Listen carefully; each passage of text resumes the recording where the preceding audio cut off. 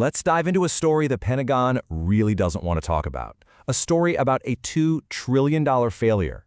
And it's a story that isn't really defined by its staggering cost, but by one single absolutely terrifying number. Okay, so let's set the stage here. For about 2 decades, the United States poured a fortune into a state-of-the-art missile defense architecture. You have to picture this thing. It was a layered, interconnected dome of radars, interceptors, and ships, all valued at an estimated $2 trillion. It was designed to be an absolutely impenetrable shield. And you know what? When it was finally put to the ultimate test, a massive, coordinated launch of 350 drones and missiles all at once, the system performed at an incredible 96.6% success rate. I mean, on paper, that is a stunning achievement. Almost perfect, but, well, almost is the key word here. And that brings us to the number that really truly matters. 12. Just 12 missiles got through. 12 missiles that completely changed the math for every single military on the planet.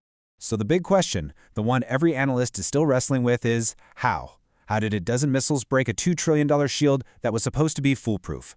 And the answer? Well, it's not about a lucky shot. It's about a fundamental shift in what modern warfare even is. To really get your head around the scale of this failure, you first have to understand the immense, almost religious faith that was placed in this system. That's the system's own architect, General Isaac Murawski, testifying before Congress. He wasn't just selling it as effective. No, he called it a seamless defensive umbrella. He basically described it as a law of physics on the modern battlefield. He said it was impenetrable. And this is where you see the catastrophic gap between that promise and the brutal reality. Those 12 missiles slammed into the Gower oil facility. They created a fire so intense, it literally whited out satellite feeds. The promise was total security. The result was absolute devastation. All right, so let's break down the anatomy of the attack itself. This wasn't about building a single better missile. No, this was a methodical, 4-layered weapon designed not to break the shield, but to confuse it to death. What's so brilliant and terrifying about this is how the attack targeted the system's trust in its own data. First, they didn't just jam the GPS. That's too noisy. They used precision jamming to introduce tiny timing errors, like a slow poison that made the whole system second-guess itself. Second, they threw a massive swarm of real missiles at it, but they mixed in over 40 ghost signals to completely overwhelm the radar's brain. Third, and this is clever, latent malware, planted months earlier, was activated. It started feeding operators false reports, telling them they had way more interceptors ready to go than they actually did. And the final layer? The human one. An operator, staring at a screen of conflicting, confusing data, hesitated for just 3 seconds.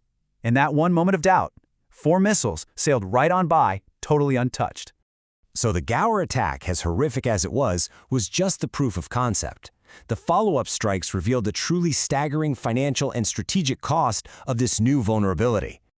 The damage bill across the Middle East quickly climbed toward $2 billion. And we're talking about a radar system worth over $1 billion just by itself in Qatar, a critical THAAD radar in the UAE, fighter jets taken out of the sky, satellite terminals. These weren't just pieces of equipment. They were the eyes and ears of the U.S. presence in the region. And that right there is the key takeaway. These were not random strikes. They were calculated hits on the digital nervous system, the command and control backbone that lets a modern military talk to itself and coordinate. The consequences, though, they radiated far beyond the battlefield. This sent shockwaves through the entire global strategic landscape, and it really shook the foundations of American deterrence. I mean, just look at this chain reaction. The most powerful warship in the world, the USS Gerald R. Ford, was actually forced to retreat from the Persian Gulf. Interceptor missile supplies across the entire theater were down by 40% in just a few hours. Oil markets panicked. And maybe most damaging of all, allies started quietly asking if American defense guarantees were still worth the paper they were written on. And the method of attack? It was no longer a state secret. It became a curriculum, handed out to proxy forces all over the region. So, how did this all happen? Well, the after-action investigation came back with what was probably the single most alarming answer possible. In a closed-door briefing, the system's creator, General Murawski himself, made that stunning admission.